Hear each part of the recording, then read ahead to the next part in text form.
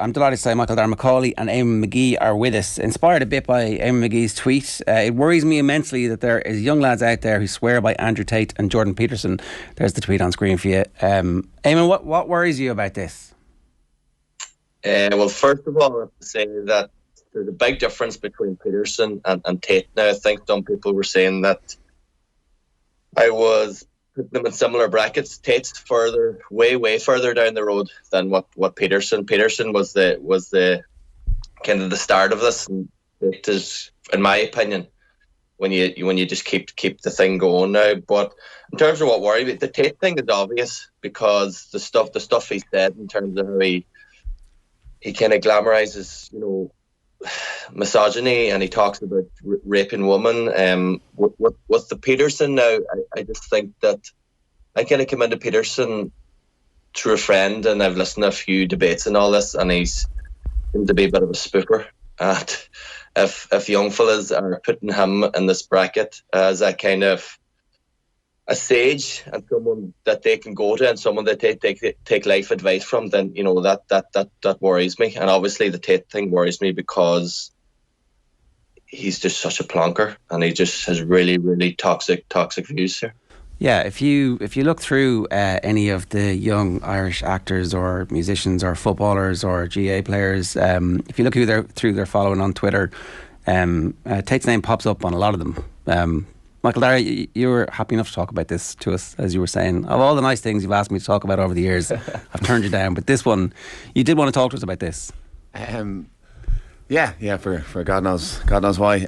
But yeah, look, I think Eamon has points there. I think it's it's kind of missed my generation a little bit. Like, I think lads in their 30s are probably more at home with themselves. They're more found whatever their version of masculinity is. And Andrew Tate hasn't been a big factor in our lives, and it's only recently that we started talking about him. But it is worrying when you start talking to the younger people, and when you start talking to people in their teens who are still finding themselves. And Andrew Tate is big noise, like he is big noise, and people are believing what they're saying. So I think, look, if anyone who's kind of spouting views like that, like it has to be kind of clocked and watched. And I think I'd be very you have to be very careful how you speak about it as well, because I know like at that age, if you tell me not to listen to someone, I'm going to listen to them even more. I'm going to buy their T-shirt as well. I would have been that kid. Like, so I think it just needs to be explained and talked through why people are listening to this dude, and just to so people have an understanding of where these views are coming from and what nonsense it is. Yeah, this isn't death metal or Rage Against the Machine or something that you're being told not to listen to, where at that stage most of the message coming from that was anti-establishment. This is actually a bit more dangerous, it feels like. Yeah, and I establishment. I think that's what kind of gets them towards the likes of Tate, and the way he talks about the matrix and the system. There's definitely that feel for it, because I went down the YouTube rabbit hole over the weekend, and my YouTube recommendations are Andrew Tate and bedtime stories for kids now. Like, so. And I've seen this, and I can get the allure if you're a young fella, and this guy saying fight the system. There's definitely that part of it, that whole anti-establishment thing of it. It's even in Michael Darragh, Danielle McKenna was on News Talk Breakfast recently enough. She's a youth project manager up in Rialto, and she was talking about the fact that they're even very careful with young lads about the language. They don't even use the word toxic masculinity because, as she said, masculinity is something to be embraced, and it's a beautiful thing. But on this end of the spectrum, when young lads are being taught about sexism and how to treat women by people like Andrew Tate, this is dangerous. Yeah, 100%. And I think you have to be careful with that toxic masculinity word as well, because it does kind of drive people away and go, oh, that old fucking and then lads will come the other way. And that anti-establishment thing is fine, and we're all about it. And I was kind of wondering, I was actually comparing it to like the likes of Eminem when I was thinking of coming in here, and he was like lads that listened to him on his way age, and he has a song about killing his wife at the time, and then our generation before us were going, geez, those lads are walking around thinking, listening to that, are they going around with similar views? But I think that there is just a bit of a snakier level to this, and just how it's done. Like, I think it's been very well acknowledged how much he's kind of gamified the system in terms of like just short YouTube clips and this getting people like 60% of his followers to like what he's saying and the other 40% to hate it. It's that Donald Trump effect kind of where it just gets people talking in those short snappy clips. Yeah, in a weird way, right? So Greta Thunberg obviously got a lot of credit for her owning of him, and ultimately the claim that the Romanian authorities saw the pizza box, and if anybody hasn't followed that story, but what it also did was it meant that everybody who follows Greta Thunberg now knows who he is, and suddenly, like, the amplification, it's a really brilliant / horrific use of the algorithms on TikTok and on social media, where you have a fight with somebody who is not part of your core audience, and then all of a sudden people come and they dunk on you. But what that does is it gets your base out going, screw you, and then all of a sudden there's these rows happening that you don't even need to be part of anymore, but your name is getting out there in lights, and it is the gamification of the system. A lot of people don't know who we're talking about, who are watching this morning, and so we do have 2 clips that we want to play, but there are significant trigger warnings ahead of these, like pretty gross. So just be careful if you've young ears, or indeed if you might be triggered by murder or abuse. Then I just want to play you these 2 clips. We'll play them back to back, okay? So the first one is an audiogram where he's talking about how he would react if a woman attacked him with a machete. Have you ever seen a woman try and do anything competently? Like, imagine a girl pick this up. If I pick this up, you ain't with me. I'd have my left hand, I'd still like jab, I'd swing low, take her knee out. You ain't gonna see it coming. What would a woman do? Slap the machete, slap her in her face. One hand, machete, and then backhand. I perfected this in pimp school. When I got my PhD, we had to practice if a girl comes at you, you cheated, you cheating. It's bang out the machete, boom in her face, and then grip her up by the neck. Like, shut up, bitch! There's a large contingent of men out there who don't want to wear makeup, who don't want to be girls, who don't want to be told they're toxic because they want to go to the gym, who want to drive nice cars, who want to have money, who want to have hot chicks. And there's nothing wrong with us. We are not evil. We are not bad. We're not misogynistic. We're not out to hurt anybody. Let me tell you one more thing. When bad things happen, they call men like us. The feminists who hate us and call us toxic, the second they have trouble, they'll call a police officer. Do you think they want a feminist male to turn up or a man like me and you? They need us and they use us. But the second we have an opinion, the second I decide to voice and talk about the things that we talk about, explain our points of view, they want to cancel us. They don't want us to speak. They just want us to defend them, build the railroads, build the roads, be the workhorses, be the slaves, and they think we're not allowed a point of view. Well, they made a fucking mistake. He's currently in prison in Romania facing charges of people trafficking and organised crime. So we'll see how that all ends up for him. But yeah, look, that's like, it's absolutely deplorable. It's also like embarrassing. Like it's like who was watching that and going, geez, I want to be that. Like, but it's that, see that narrative of you're under attack. Like, it's that whole, your masculinity is under attack. These feminists are coming out to get you. Like, it's like that's what's driving people going, geez, I need to do something about this. Like that's what's driving. And even his whole thing, like his house is called the war room, and it's like, it's all this under siege mentality, and that's what's driving people. And people are like, geez, I need to protect my masculinity, whereas it's like equality that feminism are looking for. Like, so yeah, that's an interesting point, Eamon, that Michael Darragh says, siege mentality. And like, it often strikes me as, the conversation often comes up about skinny women in magazines, airbrushed to the hilt, and how that's a bad influence on young girls, and how that's not realistic and not real life. This is similar for young lads. This is being portrayed to them as what they need to be. 100%. And let's start off. It's incredibly hard to be a young male now, and from you leave your teens to the late 20s. It's hard work. There's a lot of, we're going through this movement where we had our roles, 60s, 70s, it was clearly defined, and now we're moving towards, and which I believe we're moving towards a better society here. And there's a lot of, and I don't want to say the blame, but there's a lot of kind of guilt there in terms of and I don't want to use this word patriarchy either, because it's one of them words that people just roll the eyes at now, but there's a lot of guilt about that whole patriarchy, and of course there should be, but maybe the message that's getting across to these young boys that, you know, you've got to atone for all these sins, and you know that seeps up. And the Tate thing is easier to get on board with, because you can just go back to the old ways. You don't have to change too much. It's an easier fit to get into, rather than embracing this change that we're inevitably going to go towards anyway. We're going towards that betterment. And you know, Peterson put in it when he started coming out. We don't need to change. We don't need to apologise. And now Tate's taken to the next level, and he's just going, like, as he's saying from them clips, in terms of what he's all about. And I think young kids, it's hard for them to go that extra way, and it's just easier to get on board with what the likes of these boys are saying. It's mad. And Jerry, we discussed this before the show, and you were making the point about how this isn't just kids.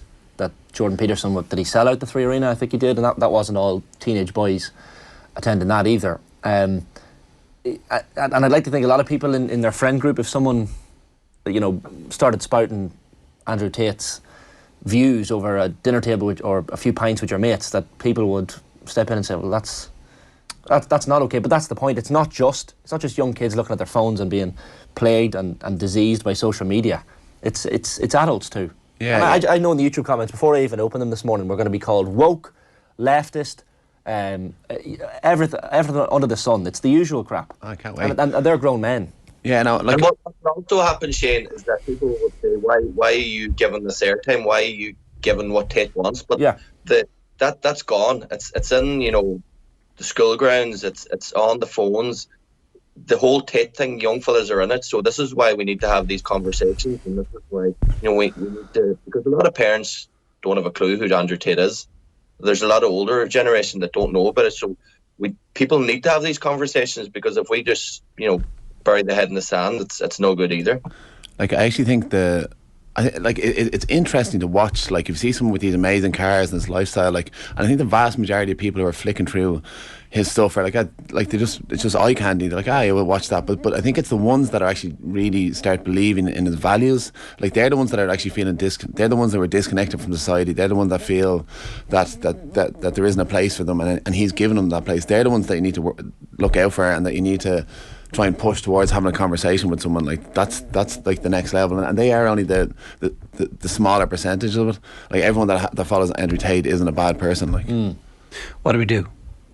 What is that conversation? Yeah, like, it's tough, and the media has a big role in this, and I think people have been going back and forth, and we had this with Trump as well, going on. Like, when he came around, we're like, oh sure, it's only this fella, he'll blow off now, this old idiot, like, and he became the leader of the free world. Like, so, like, you need to be careful with how we address these conversations. So, look, yeah, like, I think the conversations need to be had, but without that kind of backlash of, like, this is the wrong thing to do, because people will just eat it up, like, and just I suppose try and have open conversations, try and have people on both sides of the fence talking about it, to try and understand exactly what it is that the kids feel that he's appealing to.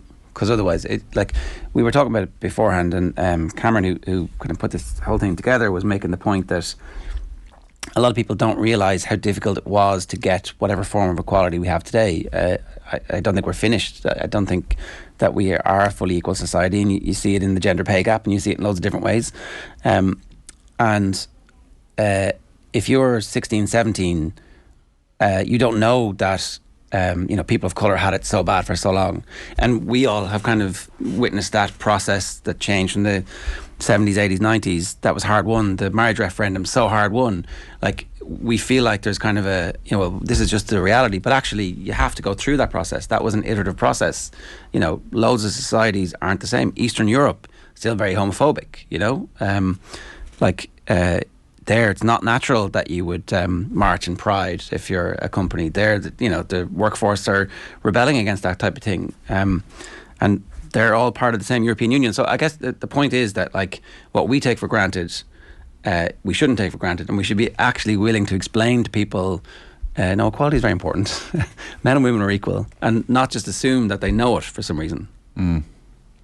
Yeah, and look, is it a case of, like, that we need to, like, highlight values as opposed to, like, the people who don't have the values, like, in terms of, like obviously Conor McGregor is shopping at the same sweet shop as this fella. Like, it's the same thing being spouted, and there's probably that whole like people are like when I go onto my timelines and stuff, it's probably that's been sold at me more than like LeBron James who's building schools for kids, and that's maybe less interesting to highlight as opposed to McGregor doing whatever McGregor does next, the usual nonsense. Like you said, Ger, there, what do we do? And the reality is we're probably talking this morning mostly to parents of young lads as opposed to young lads. Now some young lads will see this as well, but and look, you do have to cut it at the source, and people like Tate and Peterson aren't going to go away necessarily, but the conversation came up with Daniel McKenna, who I mentioned, the youth worker in Rialto, and she talked about phones and how, she was being asked, when should you be okay with your young lad or young girl having a mobile phone? And she was like, well, as soon as you're okay with them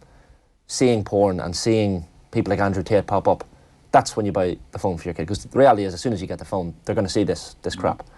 Like, is there what can parents do? Like, your work, even Michael Darragh, working with young people, is there an onus on parents, like even parents watching this morning, they're probably sitting there going, what can I, how do I interfere here? I'll actually kick that back to Eamon, he's full of babies over there. Well, that's true, you've young lads in the house, Eamon, so like how do you go about ensuring that the young lads don't either see this or become familiar with it and grow to I guess, agree with it? I think you just hit the nail on the head. Until you're ready, until that young fella is ready, to see the things, the likes of porn and the likes of these poisonous viewpoints, then it could be 16, it could be 17, it could be 18. That's when you hand them the phone. And I know parents. I was one of these parents that there was never going to be screen time here. There was never going to be YouTube, and unfortunately, I told them YouTube, like, give me 10 minutes piece here, give me a headpiece for 10 minutes, bit of YouTube, throw it on, and you can excel a wee bit of your principles on that there now, but some of them you have to remain steadfast in terms of what gateway do you open for this young mind, and when is the right time to open it. There's no set time, but you have to make that judgment call as a parent. And just what can we do for young fellas? I think schools, in terms of the way we disseminate information, because a lot of what Tate talks about, and even Peterson does say some good stuff, but there's a lot of stuff he's just way off the mark with, and how young people, we should teach them about this. There's very little to it. Like Tate's on about, go to the gym, choose not to be depressed, and if a young person's watching that, and if he has the right tools to be able to just analyse this, well, what's he actually saying here, and call it out as the the BS that it is, then that's possibly something. Parents obviously can help with that too. Because there's so much of this information, it's something that we're going to have to talk about for this generation in terms of what's actually right and what isn't, what the media narrative. Because it's really, I mean, it's peer-to-peer, this the dissemination of the information, and it's obviously far more powerful than you saying to somebody, oh, you shouldn't do this, when one of his mates said, well, of course we're going to do this because we've just been told not to. But like, so it's misogynistic, but pretty quickly it becomes racist, and all of a sudden, this becomes a fire that we can't put out. So we just need to be. That's why it is important to have these conversations. And the toolkit for teaching people to deal with it, like, you can't deal with this stuff at 13. You make mistakes at 13. You learn by making your mistakes. I'm scared. Yeah. Look, I'm not. I don't have some miracle answer now. In fairness, like, and it's not easy. I just like to try and keep the conversation open, but not just kind of, as I said, just not kind of kick it down the road and pretend that it's not going to affect us. Like, I think it's in the conversations need to happen about it. Is there a role for sport and sports teams? Do you need to be aware of it, or is that like is that supposed to be a safe space where it's not the job of like the soccer team or the basketball team or whatever to like say, don't be pricks, lads? Yeah, no, I think sport completely has a role, like, and it's a better space to deal with it usually, and look, and this and that whole like, dressing rooms aren't perfect places at all. They're not woke environments in general, and I suppose, like, and they've definitely changed in my last 15 years in dressing rooms. From what you could say or what people said 15 years ago has definitely changed, but it's not gotten to the the nirvana yet. It's there's still nonsense going on. So, but I think it is a better place, and it probably comes from coaches to be able to like set that narrative conversation. But it's very tough. Like I wasn't stepping outside of my box at 18. I wasn't telling someone like you're not allowed to say that. Like like at 18, I was still trying to find myself. I didn't know where it was. Then when I came back in my 30s, then I'm like, I was like, don't ever say that. Like, yeah. So it's not easy.